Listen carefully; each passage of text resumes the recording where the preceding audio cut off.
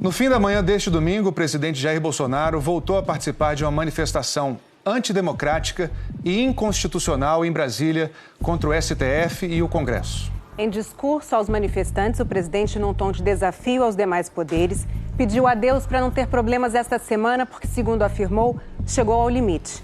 Ele não esclareceu o que isso significa. Manifestantes hostilizaram a imprensa e agrediram com chutes a equipe de jornalistas do jornal Estado de São Paulo.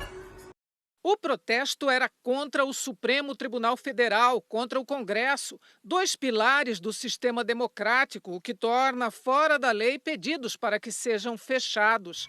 E também contra o ex-ministro Sérgio Moro. Uma faixa pedia o fechamento do STF. Outra dizia intervenção militar com Bolsonaro, o que é considerado apologia contra a democracia e, portanto, ilegal e inconstitucional. A manifestação começou com uma carreata na esplanada dos ministérios e terminou com aglomeração na Praça dos Três Poderes, em frente ao Palácio do Planalto. Bolsonaro foi até o Palácio do Planalto acompanhado da filha, Laura, e não usou máscara. Transmitiu ao vivo a participação dele em uma rede social. Ao lado de Bolsonaro estavam deputados federais, entre eles o filho Eduardo Bolsonaro. O presidente voltou a criticar o isolamento e medidas restritivas adotadas por governos locais. Orientação que é dada pelos órgãos internacionais de saúde.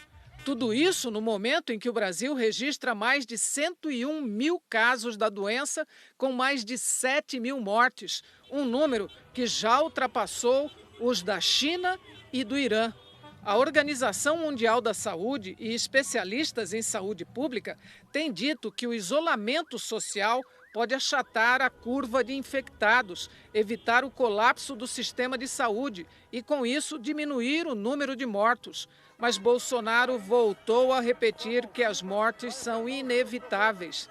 Sabemos do efeito do vírus, mas, infelizmente, muitos serão infectados, infelizmente, muitos perderão suas vidas também. Mas é uma realidade que nós temos que enfrentar. Sem citar diretamente a decisão do ministro do Supremo Tribunal Federal, Alexandre de Moraes, que suspendeu a nomeação de Alexandre Ramagem para a diretoria-geral da Polícia Federal, o presidente Jair Bolsonaro disse que não vai admitir interferências.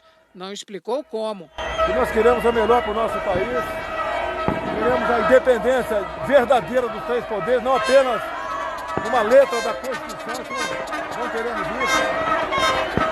Chega de interferência, não vamos admitir mais interferência, é claro isso aí, acabou a paciência, vamos levar esse Brasil para frente. A decisão do ministro Alexandre de Moraes se baseou em análise prévia de provas que indicariam que a nomeação de Ramagem representava um desvio de finalidade, com o objetivo de interferir politicamente em investigações da Polícia Federal.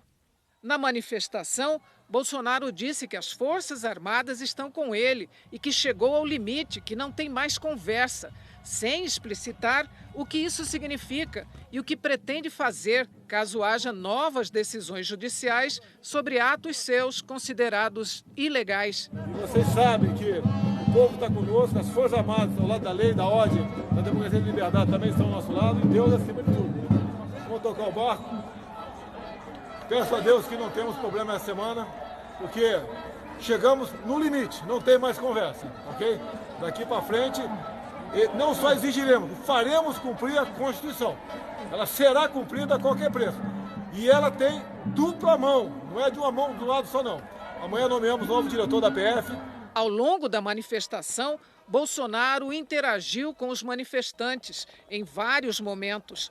Um homem e duas crianças foram autorizados a encontrar o presidente no meio da rampa.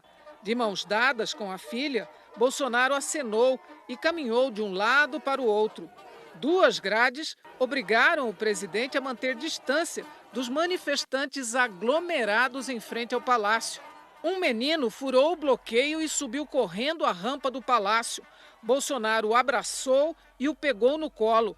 A criança usava máscara no queixo. Jornalistas que cobriam a manifestação foram hostilizados. Apoiadores de Bolsonaro gritaram ameaças e xingamentos. Um fotógrafo do jornal Estado de São Paulo e mais 2 profissionais foram agredidos com chutes e murros. Tiveram que ser escoltados pela polícia. Essa agenda do presidente da República vem se repetindo nos fins de semana nesses últimos meses. Encontros de Bolsonaro com manifestantes contra Supremo, Congresso, na contramão da democracia e das autoridades sanitárias em plena pandemia. A nossa solidariedade aos colegas jornalistas. Sobre as agressões, o jornal Estado de São Paulo divulgou a seguinte nota, abre aspas, a diretoria e os jornalistas do Estado de São Paulo repudiam veementemente os atos de violência cometidos hoje contra a sua equipe de jornalistas durante uma manifestação diante do Palácio do Planalto em apoio ao presidente Jair Bolsonaro. Trata-se de uma agressão covarde contra o jornal, a imprensa e a democracia. A violência, mesmo vinda da Copa e dos porões do poder, nunca nos intimidou. Apenas nos incentiva a prosseguir com as denúncias dos atos de um governo que, eleito em processo democrático, menos de 1 ano e meio depois, dá todos os sinais de que se desvia para o arbítrio e a violência. Dada a natureza dos acontecimentos deste domingo, esperamos que a apuração penal e civil das agressões seja conduzida por agentes públicos independentes, não vinculados às autoridades federais e que, pela ação e pela omissão, se acumpliciam com o processo em curso de sabotagem do regime democrático. Fecha aspas. A Associação Nacional de Jornais também divulgou nota. Abre aspas.